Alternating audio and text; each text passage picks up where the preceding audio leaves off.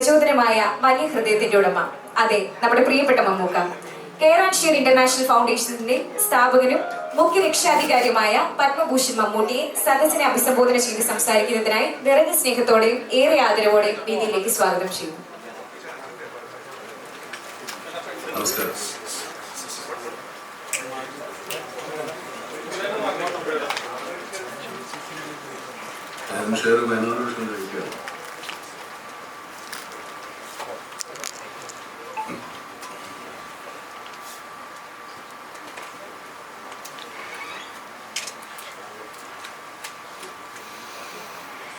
ഇങ്ങനൊരു ആശയം എൻ്റെ അടുത്ത് ആദ്യം പറഞ്ഞപ്പോൾ എനിക്കത് വിശ്വസിക്കാൻ പറ്റിയില്ല. അങ്ങനെയൊക്കെ ഒരു സംഘടനയിൽ ഞാൻ എന്ത് തരത്തിലുള്ള പ്രവർത്തനമാണ് നടത്തേണ്ടതെന്നുള്ളതിനെക്കുറിച്ച്.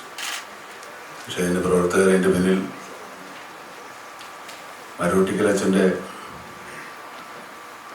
നിർബന്ധവും അദ്ദേഹത്തിൻ്റെ ആത്മവിശ്വാസവുമാണ് എന്നെ ഇതിലേക്ക് വരാൻ പ്രേരിപ്പിച്ചത് മുഖ്യ ഘടകം. ഇതിൽ എന്നെ സംബന്ധിച്ചിടത്തോളം ഞാനൊരു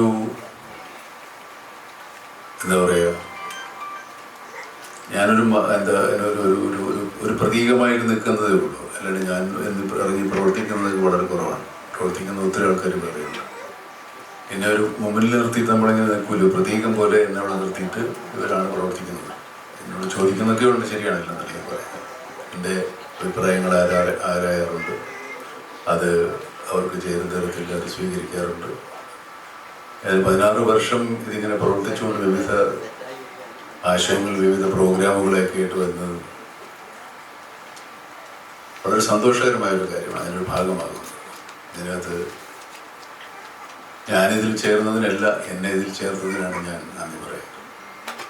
കാരണം ഇത്രയും ആളുകളുടെ ഏകാഗ്രങ്ങൾ ഞാൻ അർഹിക്കുന്ന തരത്തിലല്ലെങ്കിൽ പോലും എനിക്ക് സൗജന്യമായി ലഭിച്ചുകൊണ്ടിരിക്കുന്ന ഒരവസ്ഥയാണ്. അതിലും എന്നൊരു മഹാഭാഗ്യമായിട്ട് കരുതുകയാണ് ഞാൻ. കെയർ ആൻഡ് ഷെയറിൻ്റെ ഓരോ പുതിയ കാൽവയ്പ്പുകളിലും പ്രോഗ്രാമുകളിലൊക്കെ അവരെന്നെ ഉൾപ്പെടുത്താറുണ്ട്. അതിലും വളരെ സന്തോഷം.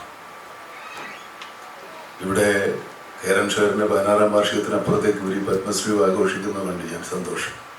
പത്മഭൂഷൺ ഞാൻ തന്നെ പറഞ്ഞിരിക്കുന്നു. അത് നിങ്ങൾക്കൊക്കെ ആഘോഷിക്കാനുള്ള ഒരു വാക്കാണ്. ഞാൻ പത്മശ്രീ പത്മഭൂഷൺ മമ്മൂട്ടി എന്ന് പറയാറുമില്ല, പറയാനും പാടില്ല. അതുകൊണ്ട് എനിക്കത് ബാധിക്കുന്നില്ല. അത് നിങ്ങൾക്ക് മാത്രം കൈകാര്യം ചെയ്യാവുന്ന ഒരു പേരാണ്. എന്നെ മമ്മൂട്ടി എന്ന് മാത്രം വിളിച്ചാലും മതി. പക്ഷേ ഞാൻ മമ്മൂട്ടി മാത്രമാണ്. നിങ്ങൾക്കൊക്കെ പത്മഭൂഷൺ ആവട്ടെ. നമ്മുടെ ഒരു ലെറ്റർ പേഡിൽ പോലും എനിക്ക് വെക്കാൻ പറ്റില്ല. നമ്മൾ സ്വയം ആഘോഷിക്കേണ്ട ഒരു കാര്യമല്ല. മറ്റുള്ളവർക്ക് വേണ്ടിയുള്ള ഒരു ഒരു സ്ഥാനമാണ്. അതിലവിടെ നിൽക്കട്ടെ. ഇന്നത്തെ ഈ സായനത്തിൽ നമുക്ക് മറ്റൊരു സന്തോഷം കൂടെയുണ്ട്. ഈ കാതോട് കാതൂരം എന്ന ശ്രവണ സഹായ ഓപ്പറേഷന് വേണ്ടിയുള്ള പ്രോജക്റ്റ്, അത് വളരെ സന്തോഷം തോന്നിയ ഒന്ന്. അത് തുടക്കം തന്നെ നല്ല സംഗീതത്തിൻ്റെ അകമ്പടിയോടുകൂടിയാണ്. കാത് കേൾക്കാൻ വയ്യാത്ത ആളുകൾക്ക് നമ്മൾ കേൾക്കുന്ന പല സംഗീതം ഉൾപ്പെടെ പ്രകൃതിയിലെ ശബ്ദങ്ങൾ, നമ്മുടെ സംസാരം, ഭാഷകൾ ഒന്നും കേൾക്കാനോ ആസ്വദിക്കാനോ സാധിക്കാത്ത ഒത്തിരി ആളുകളുണ്ട്. എനിക്ക് തന്നെ പരിചയമുള്ള ഒത്തിരി പേരുണ്ട്. ഞാൻ ഷൂട്ടിങ്ങിനിടയ്ക്ക് ഒരാൾക്കൊരു ശ്രവണയന്ത്രം വാങ്ങിച്ചു കൊടുത്തിരുന്നു കാതിൽ വയ്ക്കാൻ. അയാളത് കുറച്ചു നേരം വെച്ചിട്ട് എടുത്തെറിഞ്ഞു കളഞ്ഞു. കാരണം ശബ്ദം എന്ന് പറയുന്നത് അയാൾക്ക് ഒരിക്കലും അനുഭവം ഉണ്ടായിട്ടില്ല. അയാൾ അനുഭവിച്ചിട്ടില്ല. അതെന്തൊരു ഭീകരാവസ്ഥയിലേക്ക് അയാൾ പോവുകയും അയാൾ പിന്നീട് ഒരിക്കലും ആ ശ്രവണ സഹായം ഉപയോഗിച്ചിട്ടില്ല, ഇപ്പോഴും ഉപയോഗിക്കുന്നില്ല. അപ്പോൾ അതിനെ സംബന്ധിച്ചുള്ള വിവരം ഒരു ഇതിനെക്കുറിച്ച് ബോധവൽക്കരിക്കുക എന്നതിൻ്റെ ഒരു വലിയ കാര്യമാണ്. കാരണം ഇതൊരു പുതിയ അനുഭവമാണ്. നമുക്ക് പഞ്ചേന്ദ്രിയങ്ങൾ കൊണ്ടുള്ള പല കാര്യങ്ങളും നമ്മളറിയാതെ ഭാഗ്യവാന്മാരായി നമുക്കൊക്കെ ഉണ്ട്. പല പഞ്ചേന്ദ്രിയങ്ങളും കണ്ണം, കാഴ്ച, സംസാരശേഷി, കേൾവിയില്ലായ്മ, അങ്ങനെ ഒരുപാട് കുറവുകളുള്ള ഒത്തിരി മനുഷ്യർ നമ്മുടെ ഇടയിലുണ്ട്. ഈ സംരംഭം നമ്മളെ സംബന്ധിച്ചിടത്തോളം കാഴ്ചയ്ക്കപ്പുറത്തെ കാഴ്ച കണ്ടാൽ കാഴ്ചയും കേൾവിയുമാണ് മനുഷ്യനെ ഏറ്റവും കൂടുതൽ ശ്വാസം വലിക്കുകയും ശ്വാസം വലിക്കുമ്പോൾ നമ്മൾ ശ്വാസം വലിച്ച് മണമില്ലെങ്കിലും ശ്വാസം വലിക്കാം. ചിലർക്ക് അതുമില്ല. കുറേ കാലത്ത് എനിക്കില്ലായിരുന്നു ഇതൊന്നും. ഇപ്പം കുറച്ച് കിട്ടി തുടങ്ങിയിട്ടുണ്ട്. അപ്പം ഇതൊക്കെ നമുക്ക് ഇല്ലാത്തപ്പോഴേ അതിൻ്റെ വില അറിയുള്ളൂ. നമ്മൾ ശബ്ദം കുറച്ച് വയ്ക്കുക, മിണ്ടാതിരിയടാന്നൊക്കെ പറയുമ്പോൾ നമ്മൾ കേൾക്കുന്നതുകൊണ്ടാണ്. കേൾക്കാത്തവർ ആരും അങ്ങനെ പറയാറില്ല. നമുക്ക് പാട്ടിഷ്ടമാണ്, ചില പാട്ടിഷ്ടമല്ല, ചില ശബ്ദം ഇഷ്ടമല്ല, ഒക്കെ നമുക്ക് കേൾക്കുന്നതുകൊണ്ടാണ് നമ്മുടെ ഇഷ്ടങ്ങളൊക്കെ നടക്കുന്നത്. കേൾക്കാത്തവർക്ക് എന്തെങ്കിലും കേട്ടാൽ മതി എന്ന് ആഗ്രഹിക്കുന്ന ഒരവസ്ഥയുണ്ട്. കേൾവി കുറഞ്ഞു വരും ചിലപ്പോൾ പ്രായം കൂടുതലാണ്. അപ്പോൾ കേൾവി നമ്മുടെ ഒരു അനുഗ്രഹമാണ്. അത് ജന്മനാ നഷ്ടപ്പെട്ടവർക്ക് അവർക്ക് അതിനുള്ളൊരു അവസരം ഉണ്ടാക്കി കൊടുക്കുക എന്ന് പറയുന്നത് നമുക്ക് ചെയ്യാവുന്നൊരു വലിയ കാര്യമാണ്. എനിക്കിന്ന് വളരെ സന്തോഷമുള്ളൊരു ദിവസമാണ്. ഈ ഞാൻ പറയുന്നതൊക്കെ നിങ്ങളെല്ലാവരും കേൾക്കുന്നു എന്ന് തന്നെയാണ് ഞാൻ വിചാരിക്കുന്നത്. അത് തന്നെയാണ് എൻ്റെ ആഗ്രഹം. കേൾക്കാത്ത ഒത്തിരി പേർക്ക് വേണ്ടിയുള്ള ഈ എൻ്റെ ശബ്ദം മാക്സിമം പേർക്ക് എത്തിച്ചു കൊടുക്കാൻ സാധിക്കുന്ന എനിക്ക് വളരെ സന്തോഷമുണ്ട്. അത് ഈ സായാഹ്നത്തിൽ ഇങ്ങനെ നിങ്ങൾക്ക് എല്ലാവർക്കും സന്തോഷമുള്ള, നമുക്കെല്ലാം സന്തോഷമുള്ള സമയത്ത് ഇതിനെ ഉദ്ഘാടനം ചെയ്യാൻ സാധിച്ചവർക്ക് സന്തോഷമുണ്ട്. ഇതിനെ ഞാൻ പറഞ്ഞില്ലേ, ഞാനൊരാളായിട്ട് നിൽക്കുന്നത് മാത്രമല്ല, എൻ്റെ മുന്നിലുള്ള ഒരു വലിയ കൂട്ടമുണ്ട്, വലിയ ജനക്കൂട്ടമുണ്ട്, വലിയ സമൂഹമുണ്ട്. ഇതിൻ്റെ പ്രവൃത്തികൾ ചെയ്യും, അതിനെ അംഗീകരിക്കുകയും ചെയ്യുന്ന ഒരു സമുദായം നമുക്കുണ്ട്.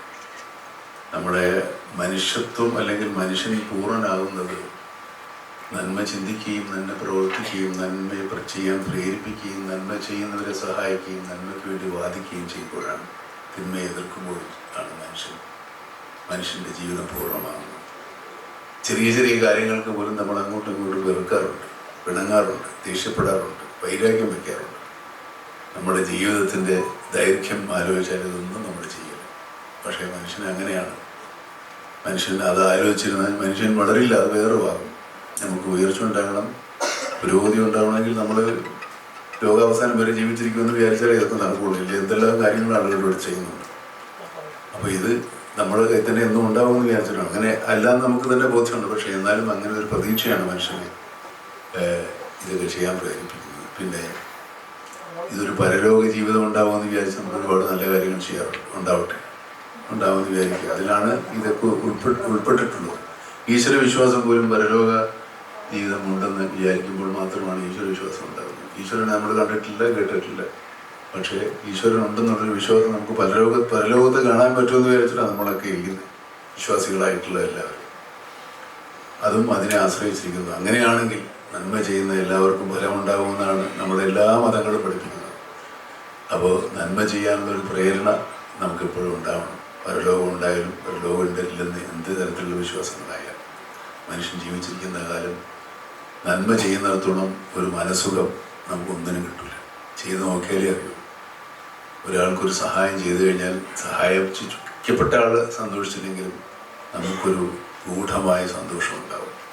അയാൾ നമ്മളോട് നന്ദി കാണിക്കാതിരിക്കുക അയാളുടെ ഇഷ്ടം.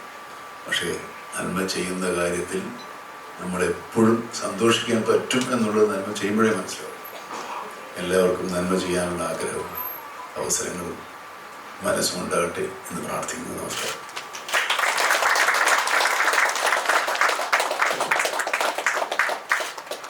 Thank you so much, sir, for your inspiring words.